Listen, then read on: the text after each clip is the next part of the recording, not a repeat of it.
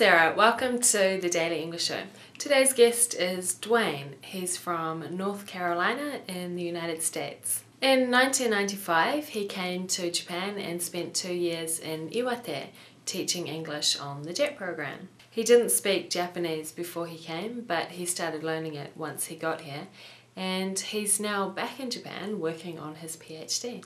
He's living in Tokyo and he visited Niseko for a couple of weeks to do a bit of snowboarding, and he kindly agreed to be interviewed. I asked him about studying Japanese, teaching English, and about his PhD. So I studied for 3 years continuously in the United States, preparing to come to Japan to do my own research, my own field work.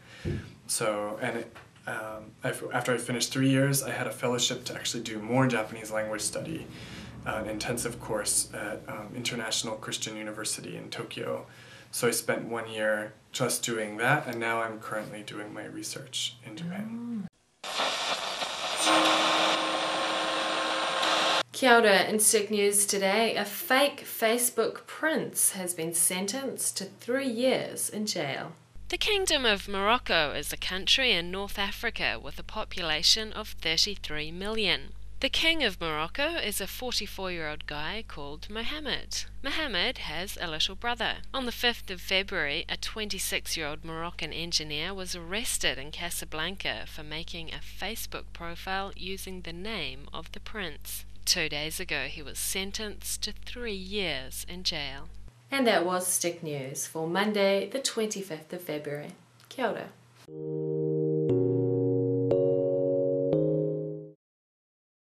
Did you enjoy teaching on the JET program? How did you learn Japanese? And you spent a year in Tokyo studying Japanese? Did your Japanese improve a lot in that year? Do you think your experience of Japan this time around is different now that you can speak Japanese?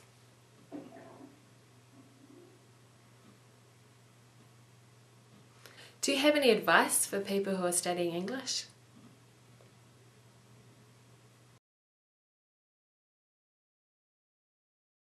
It was great.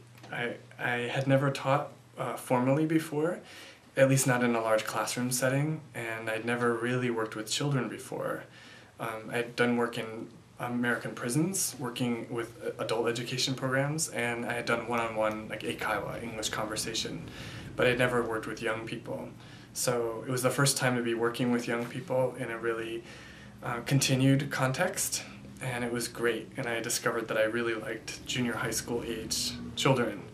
Most people find them really difficult to work with because they're transitioning from childhood or from elementary school into high school. But I really liked kids because they were that age because they were in a sort of difficult period, I guess. Yeah, so it was really cool. I mostly worked with a dictionary, and I would ask people. So it was almost like I was teaching myself as if there were no textbooks available. I did have a textbook, but I didn't find it very useful. So I would just ask people, like the teachers that I worked with, my colleagues at school, like, what's the verb form of to want, right? Like, how would you change I want to go from iku into what? And then they would tell me, and then I'm like, oh, tai. So the tai suffix, I was using English terms, so the suffix attaches and changes the verb root. And then that's how I began learning or teaching myself. After I moved back to the United States and I entered a graduate program, then I actually took formal Japanese courses, and I started at the very beginning. Even though the sensei, the teachers, wanted to put me in a slightly higher level, I wasn't confident of my grammar because I had taught myself in such a strange or informal way. I wanted to sort of go back through the basics and have a stronger foundation. Yeah. So I'd been studying Japanese along with all my other courses in graduate school, but because my energies were dissipated or spread out, it was difficult to have a concentrated amount of time. I had done an intensive summer program in Vermont, which specializes in foreign language education, so it was an intensive 2-month course, and it was good, and it certainly boosted my level, but I really needed, and I wanted more practice, especially writing and reading, more academic Japanese. So I applied for a fellowship, a special fellowship the American government gives, and I received it, so I was able to come to Tokyo just to do that year of language training. I don't know if in one area it did. I definitely noticed, of course, my kanji recognition and my ability to read complicated texts improved, but at the same time I noticed a decline in my ability to speak because I was focusing so much on written Japanese, and the emphasis was so much about a very specific kind of formal Japanese that my ability to sort of use everyday Japanese got weaker. So, which was interesting. So I was learning all these new difficult vocabulary words and very complex grammar structures, but they were things you would almost never encounter in daily speech. So because my energies shifted away from maybe a broader or more natural sort of Japanese, I felt myself actually getting weaker in the area that I had been comfortable in before, but it actually became harder and harder to talk because I was putting so much effort into the kanji and to the reading and writing part of the program.